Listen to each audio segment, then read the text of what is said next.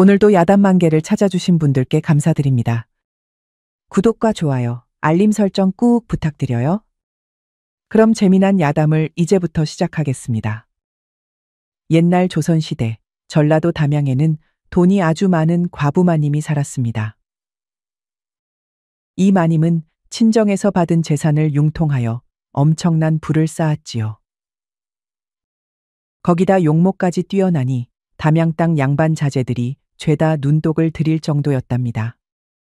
이건 이틀 전에 나온 반찬이 아니냐. 나보고 맛본 음식을 또 먹으란 말이냐. 지송합니다요, 마님. 지가 얼른 부엌에 가서 새로 지으라 일르겠습니다요. 듣기 싫다. 입맛이 싹 달아났으니 이건 돼지우리에나 던지고 오거라. 문제는 그 성질머리가 보통이 아니었다는 것입니다. 어찌나 사납고 쌀쌀맞은지 집안 하인들이 한 달을 못 채우고 그만두곤 하였지요. 어째 근성 있는 것들이 하나도 안 보이는구나. 여봐라, 머슴을 더 뽑도록 하거라. 알겠습니다요, 마님. 당장 수소문을 해서 사람을 구해놓겠습니다. 흥, 지체 없이 구해야 할 것이야. 그래도 마님은 자기 탓은 조금도 하지 않는 못돼먹은 성격이었지요. 어휴, 마님 성질머리하고는 그나저나 머슴을 어디서 또 구한담. 마님의 여종 언년이는 머슴을 구할 일에 눈앞이 깜깜했답니다. 이미 동네 사내들은 죄다 손사래를 치고 있었으니까요. 모두들 마님의 더러운 성질을 익히 알고 있어서 더 이상 올 사람이 없었던 것입니다. 어쩌면 좋아. 늦으면 마님이 불호령을 내리실 텐데. 그렇게 언년이가 발을 동동 구른 지도 벌써 사흘째였습니다. 오늘도 머슴을 구하지 못하면 마님께 박살날 것이 불보듯 뻔했지요. 그리하여 언년이가 가슴만 졸이고 있을 때였습니다. 안에 계시오. 여기서 머슴을 구한다 들었수다. 잘 오셨소. 어서 들어오시오. 새로 들어온 머슴은 눈매가 차분한 것이 사려가 깊어 보였지요. 그는 주위를 두리번거리거나 허둥대지 않았습니다. 보따리를 짊어진 채 묵묵히 행랑채로 걸어가고 있었지요. 어쩜 저리도 잘생긴 사내가 머슴으로 오다니. 그때 창호지 문 너머에서 새로 들어온 머슴을 지켜보던 이가 있었습니다. 바로 이 집을 거느리고 있는 과부마님이었지요. 헌데 어찌 된 영문인지 새 머슴을 보는 순간 가슴이 미세하게 떨려왔습니다. 과부마님은 흠칫 놀라 얼른 창에서 물러났지요. 새로 들어온 머슴 끝동이는 첫날부터 묵묵히 나무를 해오고 장작을 패고 있었습니다. 그는 서두르는 법 없이, 그러나 게으름도 피우지 않았지요. 쌓여있는 통나무를 들어 올려 도끼를 내리칠 때마다 둔탁한 소리가 조용한 뜰에 울려 퍼졌습니다. 정확히 내려치는 끝동이의 솜씨는 서툴지 않았고 불필요한 힘을 쓰지도 않았습니다.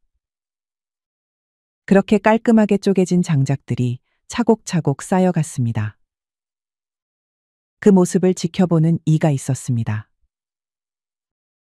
과부마님은 다락방 창가에 앉아 조용히 끝동이를 내려다보고 있었습니다. 우통을 벗어던진 끝동이는 장작패기에 여념이 없었지요. 헌데 그 울룩불룩한 근육에 자꾸만 눈이 가는 것이었습니다. 아니 내가 왜 이러는 걸까? 저 사내가 대체 뭐라고? 마님은 자신의 시선이 하염없이 끝동이에게 머물렀음을 알고 화들짝 놀랐지요. 그날 오후 마님의 여종 언년이는 물동이를 들고 가다가 일부러 끝동이에게 살짝 몸을 부딪혔습니다. 어머나, 미안합니다요. 그러면서 자연스럽게 끝동이의 팔에 손을 올렸습니다. 잠시 닿았던 손끝이 따뜻했는지 언년이의 볼이 붉게 달아올랐지요. 괜찮소. 앞으로는 조심하시오. 끝동이는 별다른 동요 없이 조용히 말하며 다시 장작을 정리하려 했습니다. 하지만 언년이는 어쩐지 그의 차분한 태도가 더욱 신경 쓰였습니다. 새로 오신 머슴님이시죠? 제 이름은 언년이라 하오. 마님을 모시는 몸종이오에다. 나는 끝동이라 하오. 앞으로 잘 부탁드리겠소. 순간 언년이는 심쿵하였지요. 잘생긴 끝동이에게 왠지 자꾸만 빨려드는 것 같았습니다.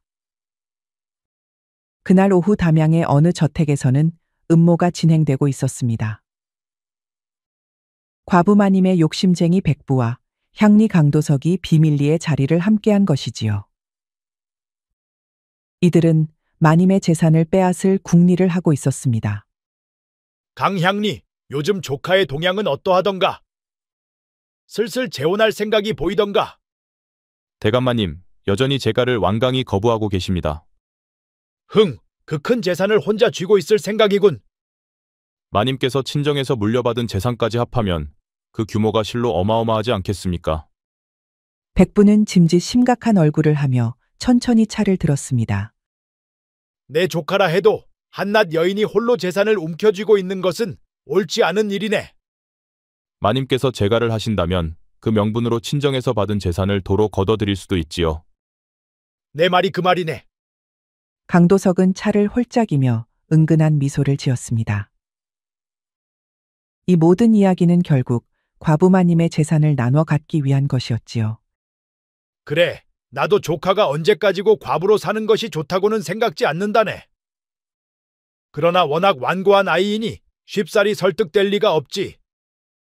재혼을 강권하는 것이 좋을 듯합니다. 제가 한번 나서보면 어떻겠습니까? 백부는 강도석의 말에 이렇다 저렇다 아무 말이 없었습니다. 대신 뭔가 골똘히 생각하는 눈치였지요. 깊은 밤, 과부마님은 홀로 방에 앉아 있었습니다. 방에는 화려한 비단 병풍이 둘러쳐져 있었지만 정작 그 안에는 적막하기만 하였지요. 마님은 촛불을 멍하니 들여다보다가 이내 한숨을 쉬었습니다. 왜 이리 가슴이 답답한 것이냐? 지독한 외로움이 그녀를 짓누르고 있었지요. 그녀는 손에 쥔 비녀를 문득 바라보았습니다. 화려한 장식이 달린 비녀였으나 어째 오늘따라 초라해 보였습니다. 과부마님은 자신의 허전한 마음을 달래려는 듯 사소한 일에 트집을 잡으며 하인들을 닥달했습니다. 다른 날보다도 한층 더 심기가 불편했지요. 이따위로 일할 바에야 나가서 거렁뱅이나 하거라. 어째 하나같이 군뱅이처럼 일을 하느냐? 과부마님이 닥달을 하니 하인들은 두려움에 벌벌 떨었습니다. 그때였습니다. 마님 그만하시지요. 어디선가 조용한 목소리가 들려왔습니다. 끝동이가 천천히 걸어와 마님 앞에 무릎을 꿇었습니다. 잘못이 있다면 제가 대신 벌을 받겠습니다. 네가 무슨 자격으로 나를 말리느냐? 마님께서 화를 내시다가 혹여 몸이라도 상하실까 걱정되어서 그렇습니다. 끝동이의 목소리는 낮고도 따뜻했습니다. 순간 과부마님의 화는 눈 녹듯 풀리고 말았지요. 그리고 어째 과부마님의 가슴이 또 설레는 것이었습니다. 서방을 잃고 5해나 억눌려 왔던 여인은 끝동이의 눈빛에 닫자 가슴이 두근거리고 있었지요. 알겠다. 니들은 어서 물러가거라. 그렇게 밤이 지나고 다음 날이 되었습니다. 과부마님이 잠시 자리를 비운 사이 조심스레 문이 열렸습니다. 그리고 백부가 안으로 들어섰지요. 그는 서둘러 방 안을 두리번거리더니 재빠르게 서랍과 상자들을 뒤지기 시작하였습니다. 백부님, 무슨 일이십니까? 갑작스러운 목소리에 백부는 화들짝 놀랐습니다. 그러나 이내 태연한 얼굴을 하고 서랍을 닫으며 돌아섰습니다. 옛 문서를 좀 찾고 있었다. 가문의 족보를 정리해야 하는데 내 방에 있을 것 같아서 그만. 제 방에는 그런 것이 없습니다. 필요한 것이 있으시면 제게 말씀해 주십시오. 오냐 든든하구나. 백부는 어색한 웃음을 지으며 서둘러 자리를 떠났습니다. 그가 사라진 뒤 과부마님은 벽장 깊숙한 곳에 숨겨둔 함을 꺼냈습니다. 다행히도 중요한 문서들은 여전히 안전하게 보관되어 있었습니다. 더는 이곳에 두기 어렵겠구나. 어디 믿을 만한 사람에게 맡겨야겠어. 헌데 마님의 머릿속에는 자꾸만 누군가의 얼굴이 떠오르고 있었지요. 늦은 저녁, 끝동이는 대청마루를 닦고 있었습니다. 그런데 문틈 사이로 물소리가 들려왔습니다. 응? 이게 무슨 소리야? 무심코 문틈을 지켜본 끝동이는 그대로 굳어버렸습니다. 목욕을 하고 있는 과부마님의 모습이 눈에 들어왔기 때문이었습니다. 마님은 촛불 하나만 켜놓고 물을 끼얹고 있었지요. 물에 반쯤 잠긴 하얀 목덜미와 우아한 어깨선이 부드럽게 빛나고 있었답니다. 어이구 이런, 보아서는 안 될 것을 보고 말았구나. 그는 황급히 고개를 돌리려 하였으나 이상하게도 몸이 말을 듣지 않았습니다. 눈길이 자꾸만 안쪽으로 향했지요. 아니 내가 지금 무슨 생각을 하는 것이야. 머슴 주제에 꿈도 꾸지 말아야지. 그는 스스로를 다잡으며 급히 걸음을 옮겼습니다. 끝동이는 자신의 방으로 돌아와 자리를 폈습니다. 그러나 아무리 눈을 감아도 아까의 장면이 머릿속을 떠나지 않았습니다. 잠을 청하려 해도 눈을 감으면 다시금 마님의 모습이 떠올랐습니다. 결국 그날은 한숨도 자지 못한 채 뜬 눈으로 밤을 지새우고 말았습니다. 다음 날 백부가 과부마님을 불러들였습니다. 조카야, 기니 할 말이 있어 너를 불렀다. 무슨 말씀이십니까? 네가 혼자 지낸 지도 오래되었으니 이제 슬슬 재혼을 생각해보는 것이 어떻겠느냐? 과부마님은 얼굴을 굳혔습니다. 저는 아직 그럴 생각이 없습니다. 강도석이 너를 마음에 두고 있다. 그자는 지체도 높고 재산도 넉넉하니 좋은 인연이 아니겠느냐? 백부님, 저는 재혼할 뜻이 없습니다. 돌아가신 남편의 제사를 모시며 평생을 홀로 살고자 합니다. 마님의 대답에 백부가 인상을 팍 썼지요. 또 고집을 피우느냐? 그 많은 재산을 잃기 싫어 재혼을 하지 않겠다고 뻗대는 것을 내가 모를 줄 아느냐? 백부님, 그게 무슨 말씀입니까? 고집 부리지 말거라. 네가 계속 거부한다면 너를 방에 가두어 둘 수도 있느니라. 백부의 인상이 험악해졌지요. 허나 과부마님은 지지 않고 맞섰답니다. 만약 그러신다면 제 시아버지께서 가만히 있을 것 같습니까? 과부마님의 시아버지 최좌수는 백부도 감히 함부로 대할 수 없는 사람이었지요. 백부는 아무 말 없이 그녀를 바라보다가 결국 한숨을 내쉬며 자리에서 일어섰습니다. 한편 끝동이는 우연히 사랑채 근처를 지나가고 있었습니다. 그러다 두 사람의 대화를 엿듣고 말았지요. 그때 마침 말을 듣지 않으면 과부마님을 방에 가두겠다는 백부의 호통이 들려왔지요. 끝동이는 그 말을 듣고 미간을 좁혔습니다. 허어, 우리 마님의 입지가 생각보다 불안한 듯 하구나. 비록 남의 일이었으나 마님의 처지가 몹시 위태로워 보였습니다. 며칠 후 끝동이는 마님의 심부름으로 저잣거리에 다녀오고 있었습니다. 그런데 돌아오는 길에 길가에 붙은 방이 눈에 들어왔습니다. 마을에서 독살 사건이 연이어 발생하였으니 범인을 찾는 자에게 상을 내리겠노라. 참으로 무시무시한 세상이로구나. 끝동이는 발걸음을 멈추고 조용히 방을 읽었습니다. 그때 등 뒤에서 누군가의 시선이 느껴졌습니다. 너 글을 읽을 줄 아느냐? 끝동이는 깜짝 놀라 고개를 돌렸습니다. 마님이 우연히 지나가다가 그가 방을 읽고 있는 모습을 보았던 것입니다. 어릴 적에 어깨너머로 조금 배웠습니다요.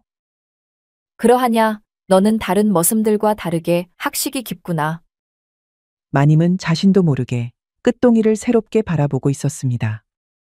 그렇지 않아도 사무일에 일손이 좀 필요하던 참이다. 어떠냐? 서재 정리와 장부일도 한번 맡아보겠느냐? 정말 그래도 되겠습니까? 제게는 과분한 일인 듯합니다.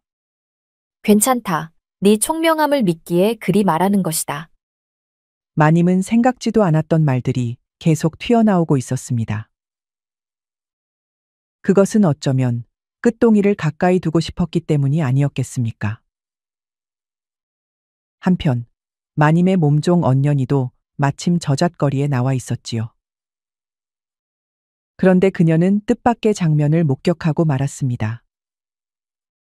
과부마님이 끝동이와 함께 서 있었던 것입니다. 아니 저게 누구야? 마님과 끝동이잖아. 헌데 마님의 눈빛이 심상치 않았습니다. 아무리 봐도 끝동이에게 특별한 관심을 보이고 있었던 것입니다. 마님께서 끝동이에게 유독 눈길을 주시는구나. 이를 어쩌지? 언년이는 입술을 깨물었습니다. 언년이 역시 끝동이를 마음에 두고 있었으니까요. 그날 밤 과부마님은 홀로 방에 누워 있었지만 도무지 잠이 오지 않았습니다. 아무리 눈을 감아도 계속해서 끝동이의 모습이 떠올랐습니다. 마루에서 장작을 패던 모습, 저잣거리에서 방을 읽던 모습, 그리고 자신을 바라보던 차분한 얼굴까지요. 이 머슴이 대체 뭐라고, 내가 왜 이리 신경을 쓰는 것이냐. 그러나 심장은 여전히 콩닥거리고 있었습니다. 며칠 후였지요. 요새 끝동이는 과부마님의 모습이 신경 쓰여 견딜 수가 없었습니다. 왜 자꾸 마님이 떠오르는 걸까? 날이면 날마다 마님이 목욕하던 모습이 자꾸만 눈에 아른거렸지요. 하는 수 없이 끝동이는 마님의 방으로 향했지요. 마님 계십니까? 끝동입니다. 마침 방에는 아무도 없었습니다. 헌데 옷장 문이 빼꼼히 열려 있는 것이 아니겠습니까? 끝동이는 무심코 안을 들여다보았습니다. 안에는 마님의 옷가지가 가지런히 개켜져 있었습니다. 무얼 하고 계시는 거예요? 끝동이는 깜짝 놀라 옷장 문을 급히 닫았습니다. 언년이는 문간에 서서 그의 얼굴을 가만히 바라보았습니다. 혹시 이런 것이 보고 싶으셨던 건가요? 그녀는 살짝 입가에 미소를 띠며 슬며시 저고리를 풀었지요. 하얀 목덜미가 드러나자 끝동이는 얼굴이 붉어졌습니다. 그럴 리가 있겠소. 그저 마님 방이 궁금했을 뿐이요. 그러나 언년이는 더욱 장난스러운 눈빛을 띄었지요. 저를 따라와 보세요. 보여드릴 것이 있어요. 끝동이는 자기도 모르는 사이에 언년이에게 끌려갔답니다. 언년이는 끝동이를 데리고 창고 깊숙한 곳으로 들어갔습니다. 곳곳에 곡식 자루가 쌓여 있었고 공간은 어둑했습니다. 이곳에는 우리밖에 없으니 안심하세요. 그녀는 천천히 저고리 끈을 풀기 시작했습니다. 끝동이 당신이 원하는 것은 이것이 아니었나요? 끝동이는 더 참을 수 없었지요. 그리하여 그만 언년이의 유혹에 넘어가고 말았습니다. 둘은 창고가 후끈해질 때까지 하나가 되었지요. 그 일이 있고 며칠 후 과부마님은 끝동이를 서재로 불렀습니다. 그가 막힘없이 집안 문서를 처리하자 마님은 감탄을 하였습니다. 끝동이의 지적인 모습에 그녀는 더 깊은 매력을 느꼈지요. 놀랍구나. 어째 일처리 솜씨가 나보다 더 나은 것 같다. 감사합니다. 맡겨만 주시면 계속 이렇게 처리하겠습니다요. 오냐, 네 덕분에 내가 한시름 덜었구나. 허나 끝동이는 마님의 좋아하는 모습을 보니 마음이 아팠습니다. 그날 밤에도 끝동이는 몸종 언년이와 함께 있었습니다. 언년이는 그의 옆에 앉아 한동안 말없이 그를 바라보았습니다. 오늘도 마님과 함께 있었지요. 끝동이는 눈길을 피하며 대답하였습니다. 아니 무슨 말을 하고 싶은 것이오? 마님은 양반이세요. 당신 같은 천한 머슴이 아무리 바래도 결코 이루어질 수 없어요. 끝동이는 무언가 말하려다 입을 다물었습니다. 그러자 언년이는 천천히 치마를 올렸지요.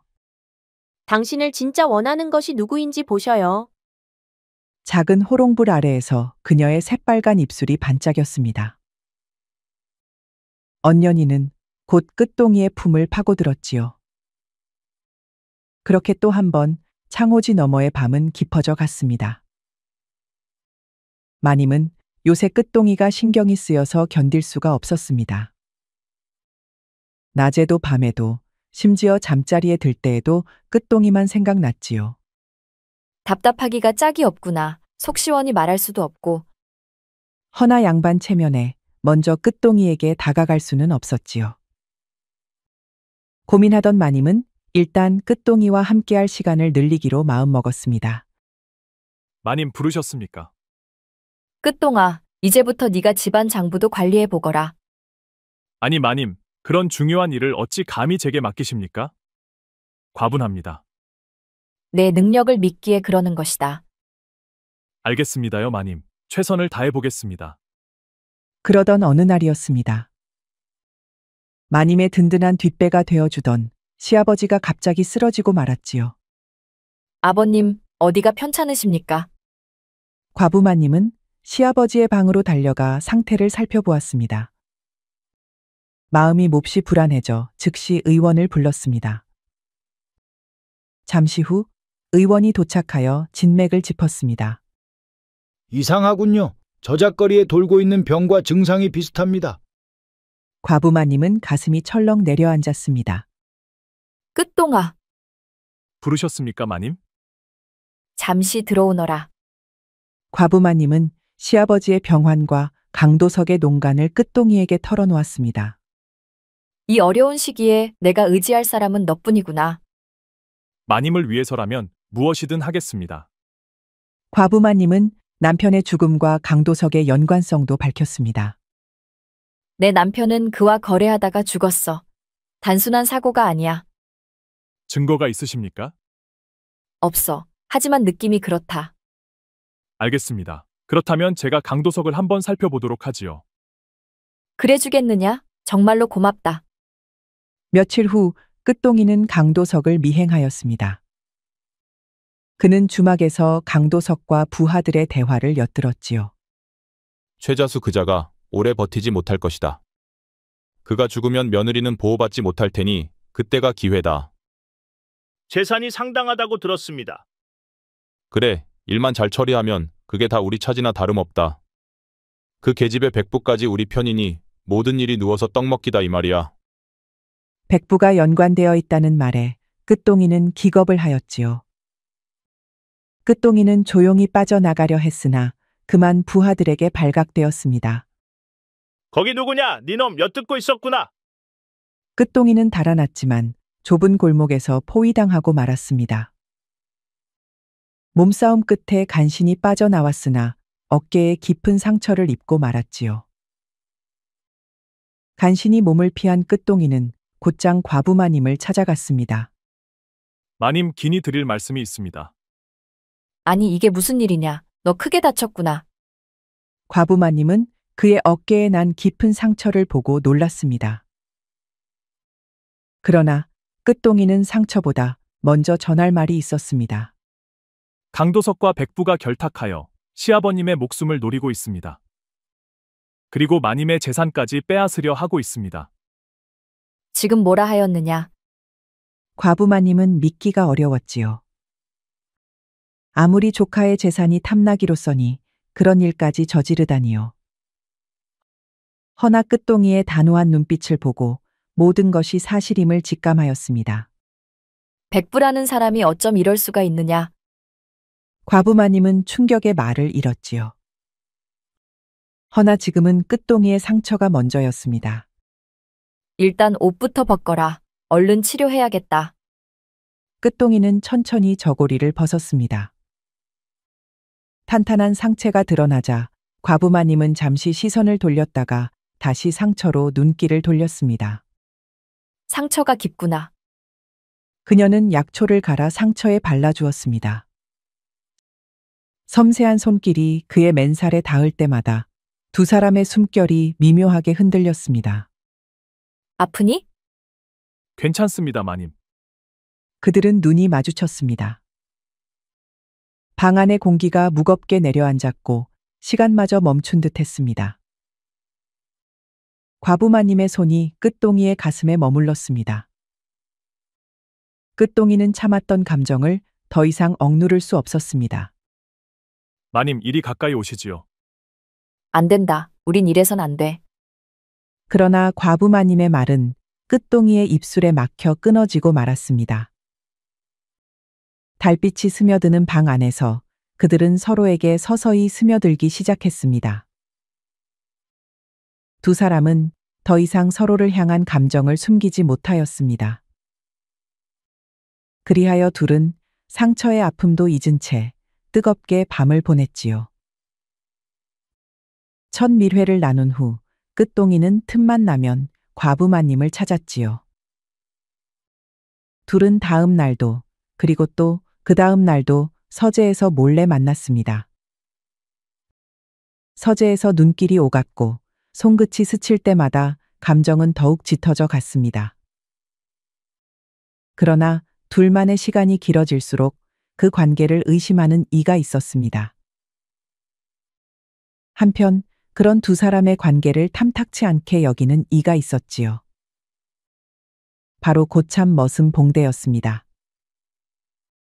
봉대는 힘이 좋고 일도 잘하는 데다 마님이 맡기는 심부름도 거뜬히 해내었지요. 그러나 성질이 사나운 데다 이기적이라 다른 머슴들은 물론 하인들까지도 그를 꺼려했습니다. 백날리를 잘해봐야 소용없구먼. 저놈처럼 아랫도리만 잘 놀리면 출세하는 거지. 그의 시선이 향한 곳에는 끝동이가 있었습니다. 마님이 직접 불러 장부를 맡기고 중요한 집안일을 맡기는 것을 보면서 속이 부글부글 끓었습니다. 내가 이 집에서 몇 년을 굴러먹었는데 이제 와서 고작 저런 놈이 날 제치고 나서다니. 봉대의 눈에 요즘 끝동이는 눈엣가시가 따로 없었답니다. 한편 언년이는 점점 불안해지고 있었습니다. 처음에는 그저 끝동이가 마님 곁에 있는 것이 신경 쓰였을 뿐이었죠. 허나 그들의 사이가 깊어지는 것을 감지하자 질투가 걷잡을 수 없이 치솟았습니다. 마님은 결국 양반이에요. 당신 같은 머슴이 신분의 벽을 넘을 수 있다고 생각하십니까? 사랑하는데 그런 것은 중요치 않습니다. 정말 그렇게 믿어요? 마님이 당신을 진정으로 사랑한다고 생각합니까? 그저 일시적인 욕망일 뿐이에요. 언년이는 신분을 내세우며 끝동이를 흔들려고 하였습니다. 그러나 끝동이는 끝내 흔들리지 않았습니다. 마님이 어떤 마음인지 그분 스스로 결정하실 겁니다. 언년이는 입술을 깨물며 더는 아무 말도 하지 못했습니다. 그날 밤 끝동이는 다시 과부 마님의 침소를 찾았습니다. 마님은 아무 말 없이 그를 맞이하였고 촛불 아래에서 서로를 바라보았습니다. 두 사람은 이미 서로에게 스며든 상태였습니다. 서로를 원했고 더 이상 망설이지 않았지요. 이번에는 더 강렬하고 격정적인 사랑이 이어졌습니다. 허나 이 밀회는 지켜보는 이가 있었지요. 언년이었습니다. 끝동이, 당신을 가질 수 없다면 차라리 부셔버리겠어. 언년이는 끝동이를 과부마님에게 빼앗겼다고 생각하였습니다. 그녀의 마음속에서 질투와 분노가 끓어올랐답니다. 그 시각 서재에서는 과부마님과 끝동이가 조용히 대화를 나누고 있었습니다. 끝동아, 이 집에는 남편이 남긴 비밀 금고가 있단다. 과부마님은 방 한쪽 벽에 숨겨진 금고를 열어 보였습니다. 이 안에 우리 가문의 중요한 재산 문서가 들어있다. 이는 오직 나와 너만 아는 비밀이다. 마님, 이토록 중요한 비밀을 어찌 제게까지 알려주십니까? 나는 너를 믿기 때문이야. 그러니까 끝동아, 날 배신해서는 안 될 것이야. 그녀는 끝동이의 사랑이 진심인지 확인하고 싶었습니다. 하여 가장 중요한 금고의 위치까지 말한 것이지요. 그걸 깨달은 끝동이의 표정이 복잡해졌답니다. 그날 밤 언년이는 조용히 끝동이의 방으로 찾아갔습니다. 어쩐 일이요? 당신과 마님이 무슨 짓을 벌이고 있는지 나는 다 알고 있어요. 끝동이는 애써 침착함을 유지했습니다. 무슨 말을 하려는 거요? 숨기지 마세요. 마님과 무슨 일을 하는지 내 두 눈으로 똑똑히 보았어요. 끝동이는 깜짝 놀랐습니다. 그녀의 입을 막아야 한다는 생각이 들었지만 강하게 나갈 수도 없는 노릇이었습니다. 원하는 것이 무엇이오? 대체 어떻게 해야 입을 다무시겠소? 잘 알잖아요. 내가 원하는 것이 오직 하나뿐인 것을. 언년이는 그의 품속으로 파고들었습니다. 하는 수 없이 끝동이는 그녀를 감싸 안아 주었습니다. 달조차 뜨지 않은 어둠 속 한 인형이 조용히 서재에서 빠져나왔습니다. 그의 손에는 마님의 재산 문서가 들려 있었습니다. 그는 단숨에 담을 넘어 그림자처럼 어둠 속으로 사라졌습니다. 다음 날 아침, 집안은 발칵 뒤집혔습니다. 마님, 서재가 온통 뒤집어졌습니다요. 없어진 물건이 있습니까요, 마님? 누군가가 서재를 털어 중요한 문서를 훔쳐간 것이 분명하였습니다. 하인들이 분주히 움직이며 범인을 찾아 나섰지요. 허나 과부마님은 아무 말 없이 가만히 앉아 있었습니다. 설마 내가 짐작하는 그자가 맞단 말인가? 그녀의 표정은 굳어 있었지요. 눈빛에는 분노인지 실망인지 알 수 없는 감정이 스쳐갔습니다. 그때였습니다. 저택의 대문이 부서질 듯 요란하게 울렸습니다. 대체 누구길래 아침부터 소란이요? 문을 열자 문 밖에는 백부와 강도석이 서 있었습니다. 그리고 백부의 손에는 어젯밤 사라진 재산 문서가 들려 있었습니다. 조카야, 이렇게 아침부터 소란스럽게 해서 미안하구나. 아니 백부님, 그 손에 들린 것이 무엇입니까? 이 문서 말이더냐? 당연히 본디부터 내 것인 물건이지. 과부마님은 순간 할 말을 잃었습니다. 대체 그게 무슨 말씀입니까? 그 문서는 저희 집안 재산 문서가 아닙니까? 허허, 내 것이라니? 이 문서는 원래부터 내 것이었다. 그렇소. 우리가 직접 확인해 보았는데 재산을 상속받을 자격이 있는 것은 영감마님이십니다. 과부마님은 주먹을 꽉 쥐었습니다. 이들이 대놓고 음모를 꾸미고 있다는 것이 더욱 확실해졌으니까요. 백부는 한바탕 웃어제끼더니 느긋하게 팔짱을 끼고 과부마님을 바라보았습니다. 조카야, 괜한 헛소리를 할 시간에 사흘 뒤 관하로 나오도록 해라. 그때 모든 재산 문제를 깔끔하게 정리할 것이니. 과부마님의 손이 떨렸습니다. 감히 내 재산을. 내 것이 아니지 않느냐? 나는 내 권리를 찾으려는 것뿐이다. 강도석은 옆에서 비릿한 미소를 지으며 거들었습니다. 부디 헛된 기대는 마시지요. 이미 모든 것은 정해진 것이니까요. 과부마님은 이를 악물었습니다. 그러자 백부와 강도석은 마님을 비웃듯 웃으며 돌아섰습니다. 백부가 떠나자마자 과부마님은 하인들을 불러 끝동이를 잡아들이라 명했습니다.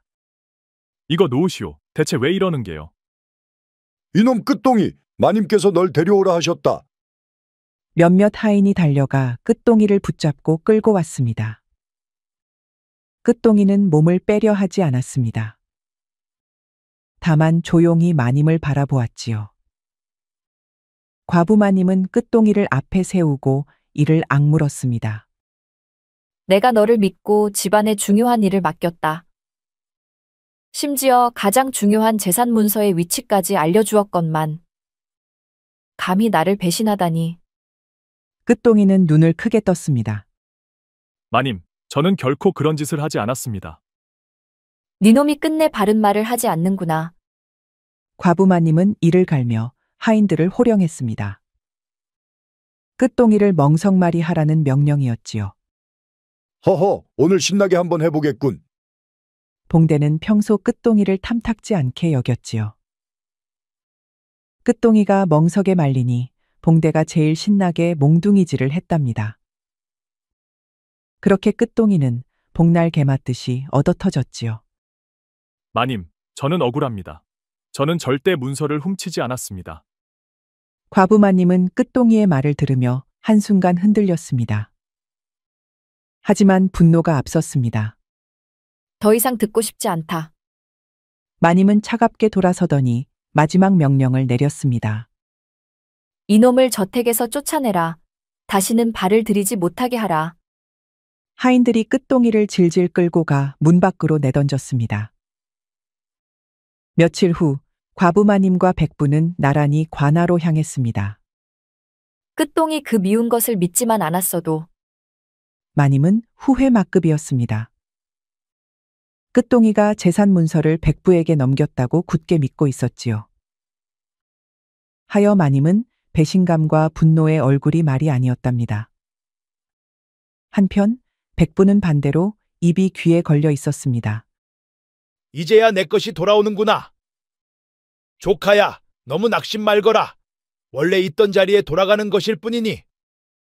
백부는 발걸음도 가볍게 관아로 들어갔습니다. 드디어 관아에 도착하였습니다. 그런데 이게 웬일입니까? 과부 마님의 시선이 멈춘 곳에는 고참 머슴 봉대와 여종 언년이가 서 있었습니다.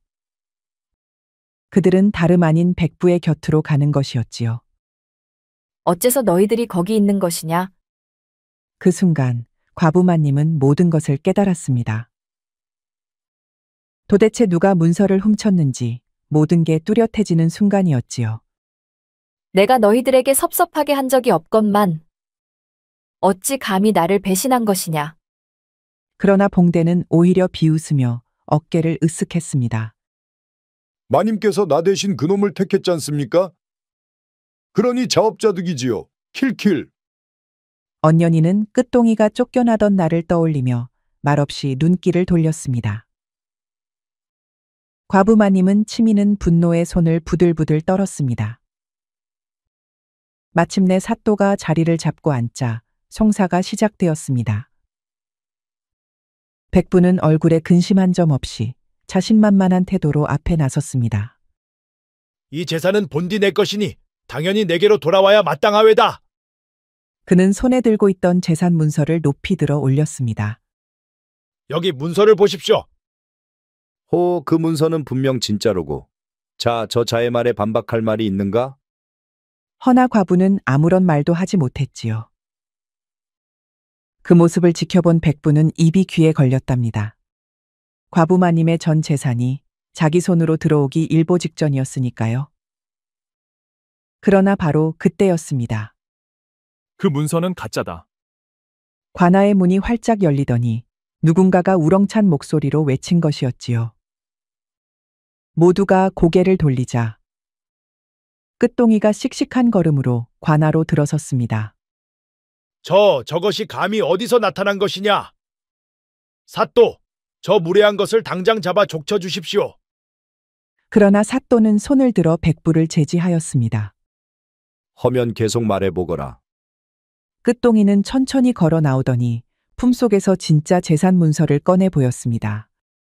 백부께서 들고 계신 것은 가짜 문서입니다. 저는 마님께서 문서의 위치를 알려주신 순간부터 진짜와 바꿔두었습니다. 백부는 얼굴이 순간 창백해졌다가 이내 붉어지며 펄쩍 뛰었습니다. 이놈이 감히! 그러나 끝동이는 태연하게 그를 바라보며 쏘아붙였습니다. 백부께서 마님의 재산을 노린다는 건 지나가던 개도 알 일이지 않습니까? 관아에 있던 사람들 사이에서 웃음이 터져 나왔습니다. 사또는 문서를 확인한 뒤 고개를 끄덕였습니다. 끝동이의 말이 옳다. 과부마님은 기쁨에 북받쳐 눈물을 훔쳤습니다. 끝동아! 반면 백부는 얼굴이 시뻘개져서 펄펄 뛰었습니다. 사또, 이럴 수는 없습니다. 그리고 저 머슴은 제 과부 며느리와 간통을 저질렀습니다. 강상죄로 추포해야 합니다. 백부는 필사적으로 소리를 질렀습니다. 백부의 말에 사또의 얼굴이 심각해졌습니다. 강상죄라니 그게 정말이냐? 끝동이 과부와 정을 통했느냐? 그렇습니다. 순간 관아안이 술렁였습니다. 과부마님은 숨을 삼키며 끝동이를 바라보았습니다. 백부는 기다렸다는 듯 입을 찢어지게 웃으며 소리쳤습니다. 사또 보셨지요? 이놈은 강상죄를 저지른 대역죄인입니다. 당장 엄벌에 처해야 마땅합니다. 강상죄는 큰 죄로다. 백부는 기쁨을 감추지 못하고 고개를 끄덕였습니다. 옳습니다, 사또. 당장 이 불충한 머슴을 처벌해야지요. 그러나 사또의 다음 말은 청천벽력이었습니다. 하지만 끝동이는 강상죄를 저지르지 않았느니라. 네, 뭐라 하셨습니까? 과부마님을 비롯해 관아 안의 모든 사람들이 사또와 끝동이를 번갈아 바라보았습니다. 그런데 그때 끝동이가 소매자락을 걷더니 무언가를 꺼냈습니다. 그것은 마패였습니다. 허허허, 최말동 어사나리께서 담양 땅을 직접 살피러 오셨구려. 사또께서 덕이 높아 백성을 굽어 살피고 계시니 제 일이 더욱 쉽게 풀렸습니다. 두 사람은 서로 인사를 나누며 박장대소를 하였습니다. 어사나리께서 백성들의 억울함을 살피시다가 과부의 재산을 노리는 악독한 자를 색출해내셨군요. 그렇습니다. 백부께서는 조카 며느리의 재산을 가로채려는 욕심을 부렸지요. 어디 그뿐입니까? 거짓 문서까지 조작해 사기를 치려 했습니다. 백부는 얼굴이 사색이 되어 비틀거렸습니다. 어이구, 어사라니. 이제 상황은 완전히 뒤집어졌습니다. 마침내 사또는 판결을 내렸지요. 과부마님의 재산을 다시 마님께 돌려주라는 판결이었답니다. 과부마님은 그제야 한숨을 내쉬었습니다. 그러나 사또의 판결은 거기서 끝이 아니었습니다.